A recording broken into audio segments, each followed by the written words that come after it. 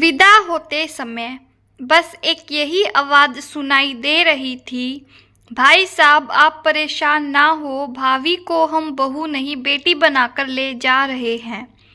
धीरे धीरे सुबह हुई और गाड़ी एक सजे हुए घर के सामने जा रुकी और जोर से आवाज़ आई, जल्दी आओ बहू आ गई। सजी हुई थाली लिए एक लड़की दरवाजे पर थी। ये दीदी थी जो स्वागत के लिए दरवाजे पर थी। और पूजा के बाद सबने एक साथ कहा, बहू को कमरे में ले जाओ।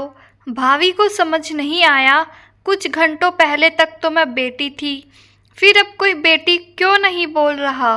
बहू के घर से फ़ोन है, बात करा दो। फ़ोन पर माँ थी, कैसी हो बेटा। भाभी, ठीक हूँ माँ, पापा कैसे हैं, दीदी कैसी है, अभी तक रो रही हो क्या। माँ, सब ठीक है, तुम्हारा मन लगा। भाभी, हाँ माँ लग गया। माँ से कैसे कहती, बिल्कुल मन नहीं लग रहा, घर की बहुत याद आ रही है। फ़ोन रखते हुए माँ ने कहा, बेटा देखो बहुत अच्छे लोग हैं, बहू नहीं बेटी बनाकर रखेंगे, बस तुम कोई गलती मत करना। भाभी और उसकी ननंद बेबी का जन्मदिन एक ही महीने में आता था।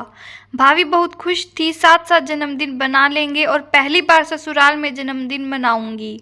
सुबह होते ही घर से सबका फ़ोन आया, मन बहुत खुश था और पति के मुबारकबाद देने से दिन और भी अच्छा गया। खैर शाम होते होते सब लोग एक साथ हुए और बस केक काट कर दिया गया और सासू माँ ने एक 50 का नोट दिया। सासू माँ का दिया ये नोट भाभी को बहुत अच्छा लगा। जन्मदिन न मन पाने का थोड़ा दुख हुआ, पर फिर लगा शायद ससुराल में ऐसे ही जन्मदिन मनता होगा। अगले हफ्ते बेबी दीदी का जन्मदिन आया। सुबह से ही सबके फ़ोन आने शुरू हो गए। सासू माँ ने कहा, भाभी आज खाना थोड़ा अच्छा बनाना, बेबी का जन्मदिन है। शाम होते ही मोहल्ले भर के लोगों का घर पर खाने के लिए आगमन हुआ। सबने अच्छे से खाना खाया। सासू माँ ने बेबी को 1000 का नोट देते हुए कहा, बिटिया तुम्हारे कपड़े अभी उधार रहे। भाभी इस प्यार को देखकर बस मुस्कुरा ही रही थी कि पड़ोस की काकी ने पूछ लिया, बहू तुम्हारा जन्मदिन कब आता है। भाभी बड़े प्यार से बोली, काकी अभी पिछले हफ्ते ही गया है, इसलिए हम दोनों ने साथ साथ मना लिया।